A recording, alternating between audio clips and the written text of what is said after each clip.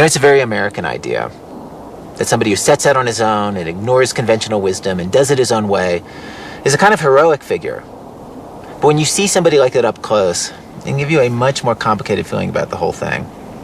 With that in mind, we now go to Virginia, to the story of a congressional race that turned around a very basic political issue: honesty.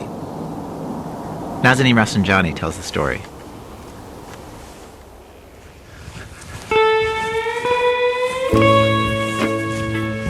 Before Brad Blanton ran for U.S. Congress in Virginia, he was a therapist who lived by a philosophy he called radical honesty. He thinks all of our problems are caused by lying, and that the only way to be happy is to always tell the truth. Imagine that, a political candidate who never lies. Can I ask you any question and you would tell me the truth? Sure, shoot.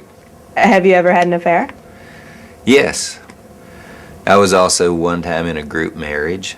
I've had homosexual experiences, a number of homosexual experiences, but I've actually literally slept with hundreds of women. I've had gonorrhea 5 or 6 times. I have herpes for 30 years. Have you ever tried drugs? Yes, I have. I've done heroin, I've done cocaine, I've done speed, I've taken peyote, cactus, taken a lot of acid. Surprisingly, this may not be political suicide. Hello, folks. My name is Dr. Brad Blanton. I'm going to talk fast, so listen up. This is a campaign commercial from 2004, the first time Brad Blanton ran for Congress. He got his name on the ballot because he was fed up with the lack of options in his district. There is no Democrat opposing Eric Cantor.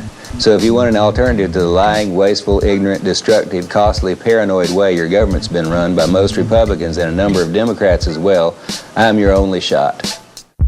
Eric Cantor is a Republican. He's represented the 7th District since 2001. It's one of the most conservative congressional districts in the country. I don't really have much of a chance at winning this time, but I'm running to oppose Eric Cantor because I think maybe some of us out here are not as dumb as we look, and we ought to at least register that fact. This commercial goes on for 4 minutes, and it's just him talking to the camera. Blanton didn't have a campaign office or a manager. This was his only commercial, and it aired exactly twice.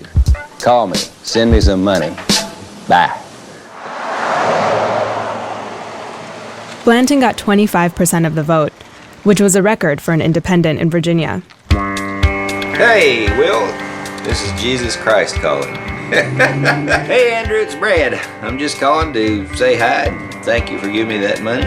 Well, whatever you got, scratch the bottom of the barrel and sell your body or something like that. One of my campaign slogans is, I'm walking across Virginia to cure cancer. 25% might not seem like much, but for an independent without a campaign, it was pretty phenomenal. So in early 2006, some Democrats recruited Blanton to run on their ticket. He opened a campaign office and started raising money. And for a while at least, things were going his way. Going into the nominating convention, it seemed he'd be the Democratic candidate. But then, radical honesty got in the way. The Democrats in the Richmond area were worried because I have run workshops that have nudity in them. My 8-day-long workshop called The Course in Honesty has one day. Everybody takes off their clothes and talks about their body. What is going to come out about a Democratic candidate with, as you say, so much baggage? Look, 5 wives, it's all nude workshops? That is the problem. You're going to make it a 3-way race without unity. You're making it a 3-way without race. unity. Oh, yeah, that's what unity. Are you insane? You're giving Eric Cantor a free pass. The Virginia Democrats told us they didn't want to dwell on the past. They wanted to move forward.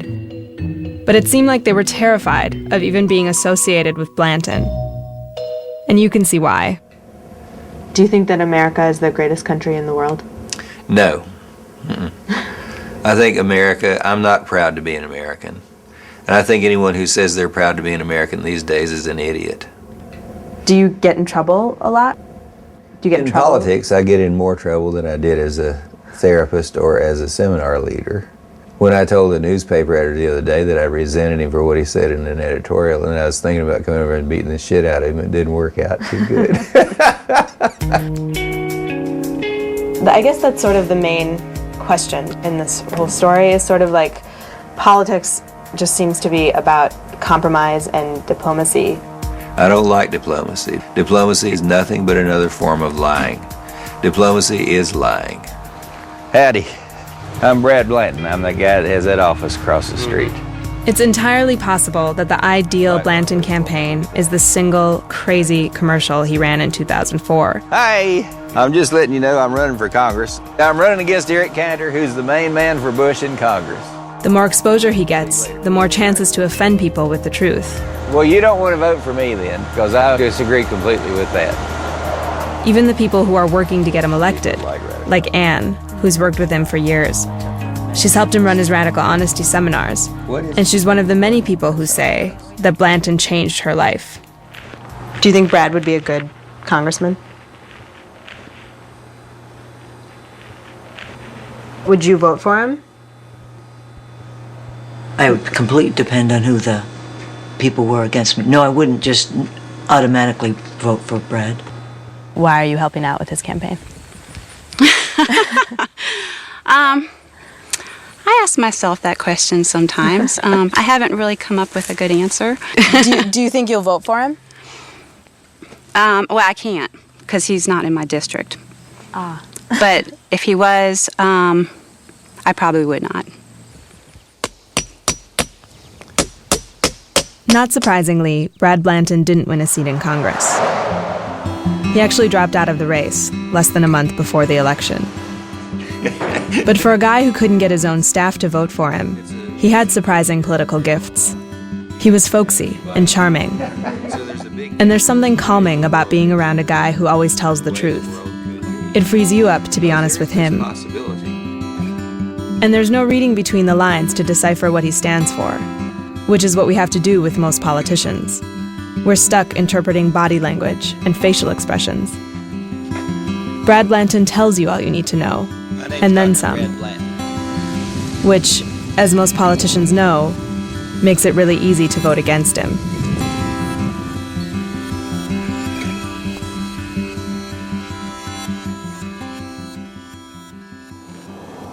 Well, we end our show today with a